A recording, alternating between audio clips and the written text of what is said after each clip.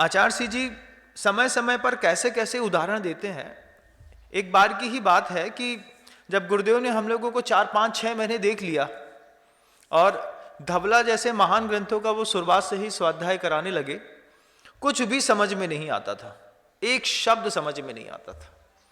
बस जाते थे, हाथ जोड़ के बैठे रहते थे, ओकारम बिंदु संयुक्तम किया, उन्होंने पढ़ा, हमने सुना और चले आए।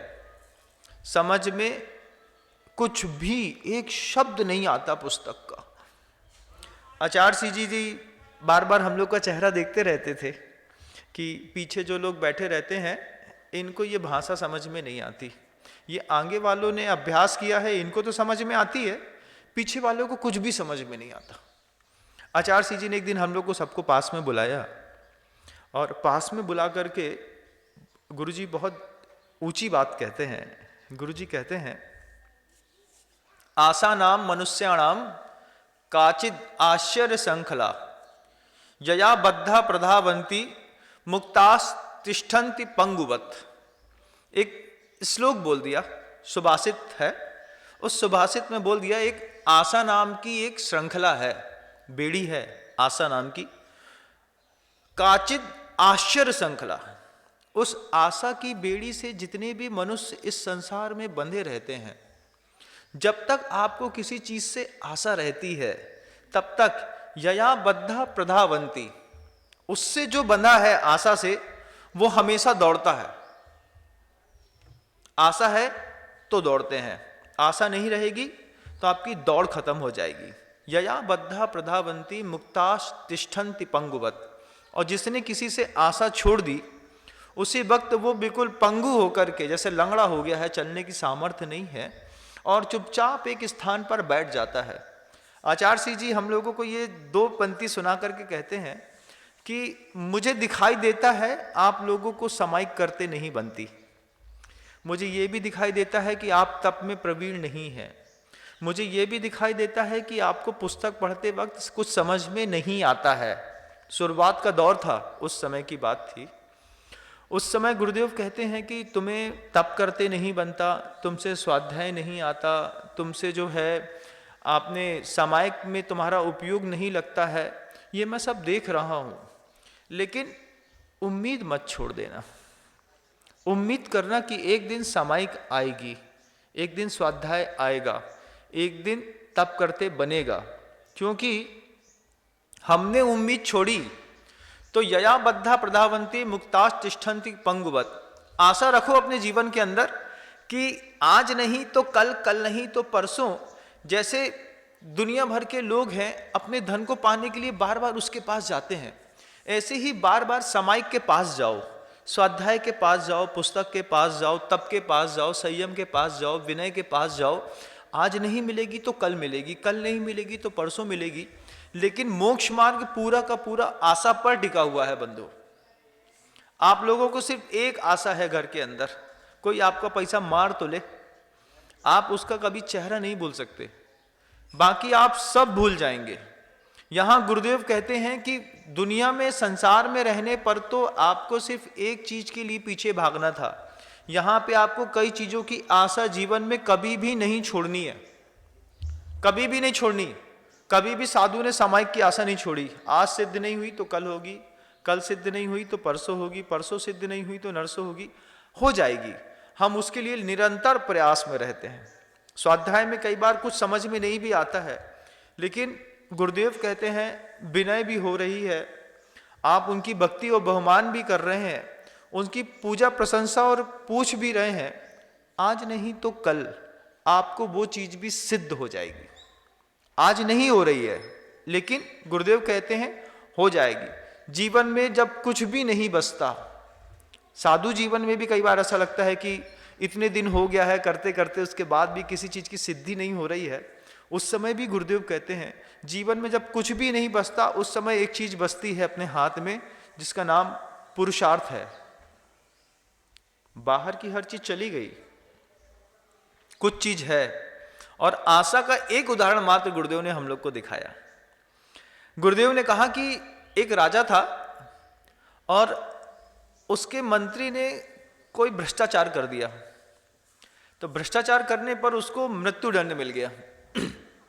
अब मृत्युदंड मिल तो गया, मृत्युदंड मिलने के बाद ही मंत्री राजा से कहता है कि राजा, कल तो मेरी मृत्युदंड मुझे मिल ही गया है, तो कल तो मैं फांसी में चढ़ा ही जाऊंगा, लेकिन मैं चाहता हूं कि आपके घोड़े को मैं शिक्षित कर दूं। तो राजा बोलते हैं कि मेरे घोड़े को तुम क्या सिखाओगे? बोले, मेरे पास वो विद्या आती है जिससे घोड़ा उड़ना जानता है। अब राजा भी समझता था कि घोड़ा तो कभी उड़ नहीं सकता। बोले, 1 साल के लिए, मात्र 1 साल के लिए अपना घोड़ा मुझे दे दीजिए। आपको बड़े बड़े युद्ध करने पड़ते हैं, आपको बड़ी बड़ी लड़ाइयाँ करनी पड़ती हैं, आपको बहुत दूर दूर तक जाना पड़ता है। 1 साल मुझे आपके घोड़े को प्रशिक्षित करने दीजिए। 1 साल के बाद जो है, आप देखिए आपका घोड़ा उड़ने लगेगा। राजा ने बोला कि ये तो तुम फांसी से बचने के लिए बहाना मार रहे हो। तो मंत्री कहता है, नहीं महाराज, फांसी से बचने के लिए बहाना नहीं मार रहा हूं, मेरे पास विद्या है, 1 वर्ष लगेगा, 1 वर्ष में घोड़ा उड़ना सीख जाएगा। और राजा ने उस मंत्री को वो व्यवस्था दे दी। राजा ने कह दिया कि इसको घोड़ा दे दो और 1 साल की छूट दे दो। बोले, आप मुझे बांध के रखो, मैं कहीं बाहर नहीं जाऊंगा, कैंपस से बाहर नहीं निकलूंगा, किसी को देखूंगा नहीं, किसी से मिलूंगा नहीं, कुछ भी नहीं करूंगा, लेकिन घोड़ा दे दो। जाने से पहले ये विद्या मैं घोड़े को सिखा करके जाना चाहता हूं, फिर मुझे फांसी में लटका देना। सामने वाले मंत्री ने 1 वर्ष का समय राजा से ले लिया, घोड़ा ले लिया, एक बहुत बड़े बाड़े में मंत्री को और घोड़े को बंद करके रख दिया कि ये यहाँ से बाहर नहीं जाएगा। अब वही राजा का पुत्र आकर के धीरे से मंत्री जी से पूछता है कि मंत्री महोदय, घोड़ा कभी उड़ तो सकता नहीं है, ये बात तो पक्की है। अब आपने राजा से कह दिया है कि घोड़ा उड़ता है, कैसे उड़ेगा, आप हमें समझाइए। मंत्री अच्छी बात कहता है। मंत्री कहता है, राजकुमार, मुझे भी पता है घोड़ा कभी उड़ नहीं सकता। फिर आपने राजा से झूठ क्यों बोला? बोले, मैंने झूठ नहीं बोला, मैंने 1 वर्ष का समय लिया है। 1 वर्ष में मेरी मृत्यु तो 1 वर्ष के लिए तो बच गई। अब 1 वर्ष में 4 घटना घटने वाली हैं। अगर आशा है आपको तो, अगर आशा ही नहीं है तो कोई घटना नहीं घटेगी। तो राजकुमार मंत्री से पूछता है, 1 वर्ष में क्या घटना घटने वाली है? 1 वर्ष में हो सकता है इस घोड़े को सिखाते सिखाते मैं ही मर जाऊं, तो कम से कम मुझे फांसी का दुख नहीं झेलना पड़ेगा। हो सकता है 1 वर्ष में राजा ही मर जाए तो मेरी फांसी रुक जाएगी। हो सकता है 1 वर्ष के अंदर ये घोड़ा सही में उड़ना सीख जाए, तो भी हो सकता है। 3 घटना तो सामने दिख ही रही है।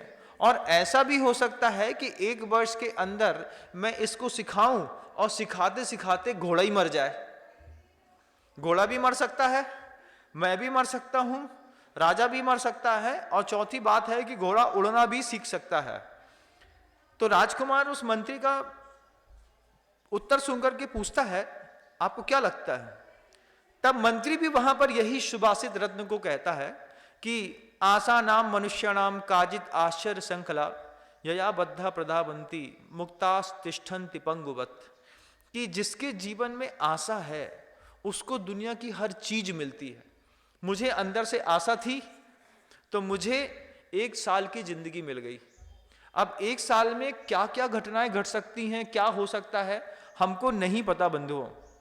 ऐसे ही गुरुदेव हम लोगों को कहते हैं कि जीवन में इस बात का हमेशा ध्यान रखना कि कहीं तुम किसी अपने शब्दों के माध्यम से किसी के आने वाले कल की आशा को नष्ट न कर दो।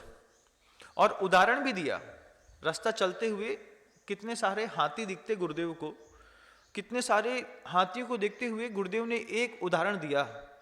बहुत बड़ा लंबा चौड़ा बड़ा हाथी, जो एक समय में हीरा कहा जाता था। हीरा और मोती 2 हाथी चला करते थे शुरुआत में, जब पंचकर्णा इत्यादि होते थे। तो हीरा को एक दिन गुरुदेव ने देखा, हाथी को। हाथी चुपचाप पेड़ की डगाल खाते हुए चुपचाप खड़ा है। खड़ा है तो क्या हुआ? हाथी बोलते हैं, गुरुदेव बोलते हैं, देखो उस हाथी को। हाथी को क्या देखना महाराज जी, हाथी तो हाथी है। बोले नहीं, इतना बलशाली है, उसके बाद भी महावत के कब्जे में है। महावत के कब्जे में क्यों है हाथी? तो गुरुदेव ने कहा जब ये छोटा सा बच्चा होगा तब इसको लोहे की मोटी जंजीर से बांधा और एक खूंटे से गाड़ दिया। इसने पिछले 4 साल, मतलब आगे 4 साल तक इसने प्रयास किया होगा कि मैं इस जंजीर को तोड़ूं और चला जाऊं, तोड़ूं और चला जाऊं, तोड़ूं और चला जाऊं। और महावत जब तक हाथी को खुला नहीं छोड़ता, जब तक वो उसके प्रयास को करता रहता है। हाथी रोज प्रयास करता, हाथी का बच्चा, जंजीर मोटी थी, हाथी का बच्चा प्रयास करे इसको तोड़ दूंगा भाग जाऊंगा, तोड़ दूंगा भाग जाऊंगा। निरंतर 4 वर्ष तक हाथी ने प्रयास किया होगा। महावत 4 वर्ष तक उसको बांध के रखा रहा। एक दिन महावत देखता है कि पैर में जंजीर तो बंधी है, लेकिन हाथी जो है उस जंजीर को तोड़ने का प्रयास नहीं कर रहा। जिस दिन उस हाथी की ये आशा खत्म हो गई कि अब इसको तोड़ने से कोई मतलब नहीं है, उसी दिन से 2-4 दिन और लगे होंगे महावत को ये देखने में।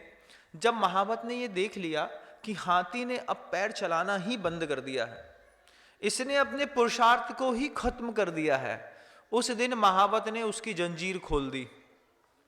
लेकिन जंजीर खोलने के पहले पहले हाथी का माइंड ऐसा सेट हो गया था कि अब मैं इस जंजीर को छोड़ करके कभी जा नहीं पाऊंगा। फिर वो जंजीर खुली भी रही, तब भी हाथी कहीं नहीं गया। और धीरे धीरे धीरे धीरे धीरे जैसे ही किसी व्यक्ति की आशा खत्म हो गई, अब इतना वो अपनी उस विचार शक्ति में दृढ़ हो गया है कि इतना बड़ा होने के बावजूद, जबकि देखो चारों पैर में उसके कोई बंधन नहीं है, उसके बाद भी वो महावत के आगे पीछे आगे पीछे आगे पीछे हो रहा है। इसको कहते हैं माइंड सेट कर देना। ये माइंड सेट महावत ने हाथी का कर दिया। ऐसे ही कई कर्मों ने, कई पुरुषार्थों ने हमारा भी ऐसा माइंड सेट कर दिया है। हमने उसके तरीके में पुरुषार्थ करना ही बंद कर दिया।